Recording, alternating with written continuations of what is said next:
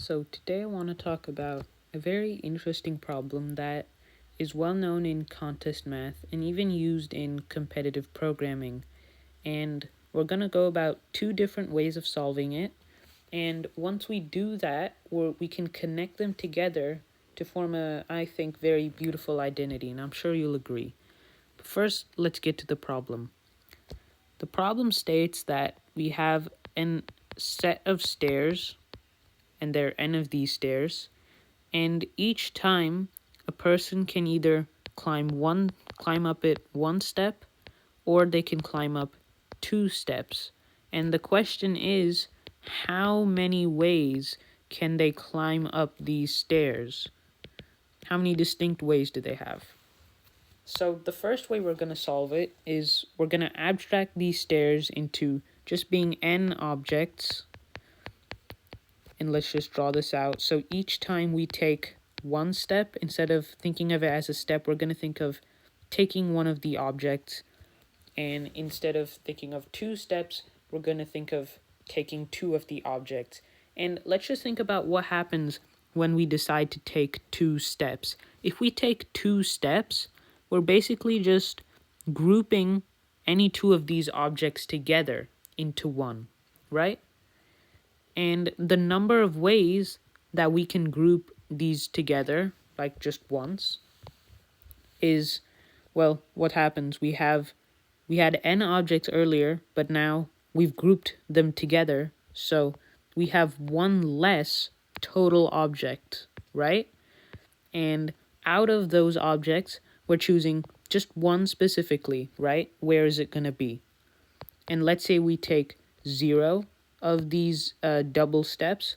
Well, that's just n choose 0 because we're not choosing any double steps. Let's say we want to take 2 double steps, so we're going to group it twice. We have n minus 2, right? Because we grouped them twice. It's going to be like you subtract it twice, but now you're adding a grouping, so there's going to be 1. So you have n minus 2, choose, well, 2 of these objects now. And you can see that this is going to continue forever until you reach a point where you can't go any further. So let's say with 8 objects, that's going to be 4 of them. And you'll notice that's exactly half of what we have. So n minus n over 2, and take it to the floor. Choose that, right? And now, so this is one way to think about it, but there's also another way to think about it, and that's in thinking of the number of ways to climb as a function of n. So this might be a little bit counterintuitive to think about, but just think about, like, if you have n stairs, you just want an answer for how many ways there are to climb it, right? You just want a formula, and that's just a function. And what happens? So what can you think of when doing this function? Trying to figure out what this function is.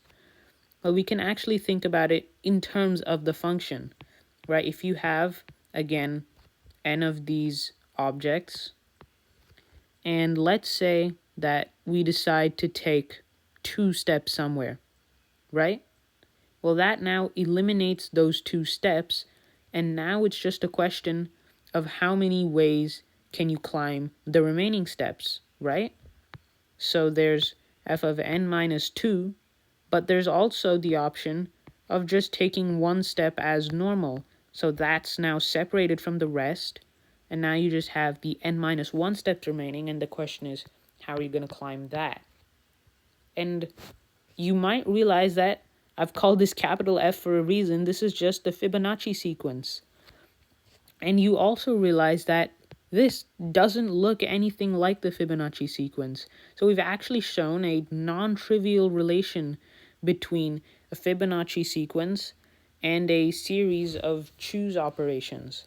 So you'll get that f of n is equal to a certain sum of n choose terms. So you have n minus k, choose k, where k can be between 0 or n over 2 and taken to the floor.